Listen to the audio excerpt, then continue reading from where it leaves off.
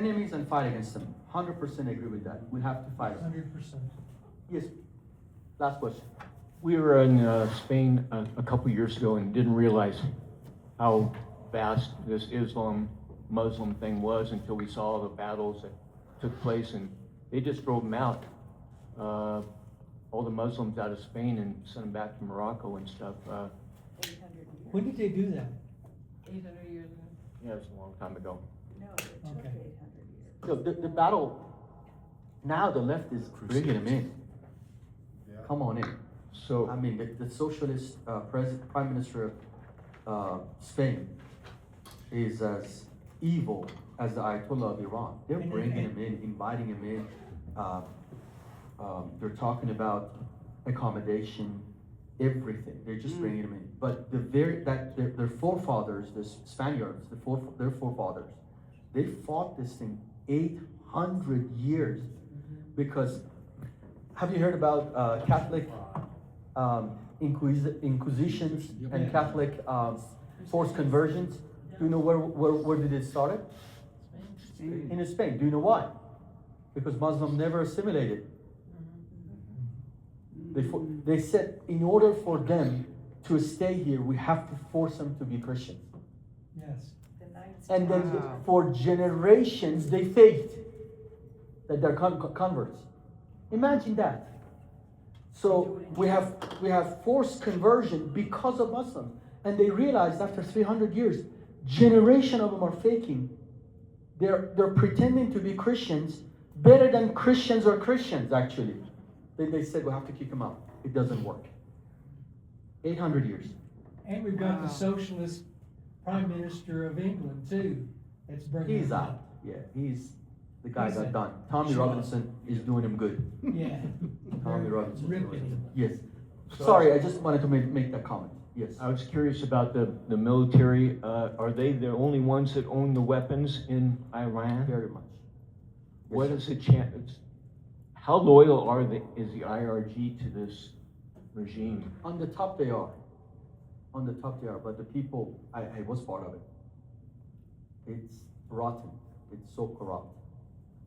And we have the IRGC, we have the military of Iran. The IRGC, the military of Iran has been untouched. And I know why they have kept them alive. Because when the time of coup d'etat, when time of fighting back, installing the new leader comes, they would need the army of Iran. Right. Because those have weapons too. So that's another piece of that chess. So what's the chances of them turning on the regime? It is a big chance. Everybody is sick and tired. Everyone sick and Does the tired. common, ordinary people have weapons, or are they taking None. Nobody has nothing. Yeah. You need to explain what they did in the January protests, how they were making their own. We can't hear you. Yeah. So, right after the revolution, 1979, the Ayatollah of Iran came out and declared a fatwa that having any sorts of guns, hunting, or any of that, it is against the Sharia of Islam.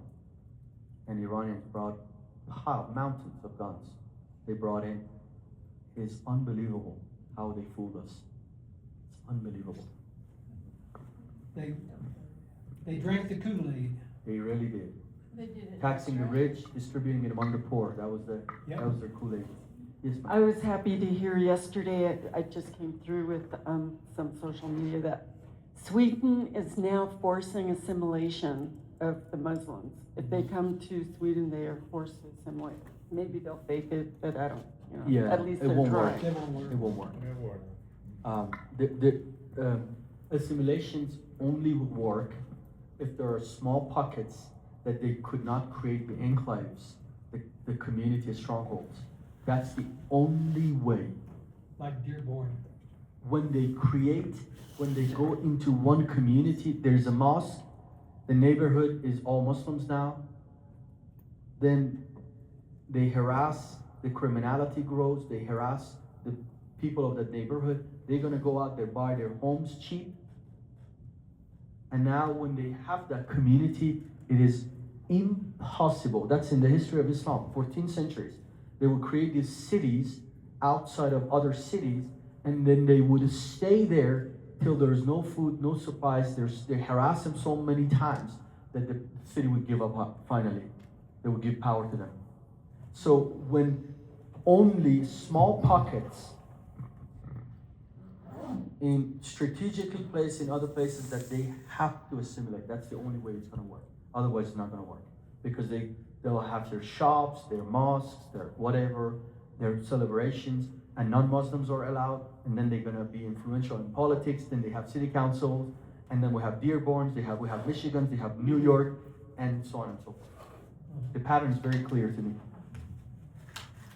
I said last question, last question, last question.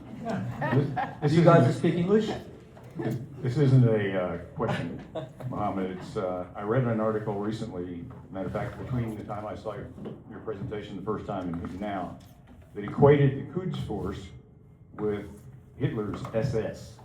I did, yeah. And that they were the internal police that were keeping the military under control, the lower IRGC Correct. control. So, and they were the ones who fostered the 25,000 or 35,000 murders that were done Very much. a month and a half ago or 2 months ago. They were identical clothing too. So Stalin's attack dogs were the Muslims. They would get emotionally charged. They would preach in their mosque hatred for the oppositions. They would go out attack. Hitler did the exact same thing the night of the broken glass. Broken glasses. It's really cute when Germans say it. But the crystal knot. Yeah. Anyway, so Hitler had the brown shirts, and the Iranian regime has the brown shirts. The brown shirts. In my presentation about the Unholy Alliance, I put the pictures. And then you have the Black Lives Matter with the fist raised. Mm-hmm. It's the symbol of Islam. It's the symbol of leftism. It's identical what it is.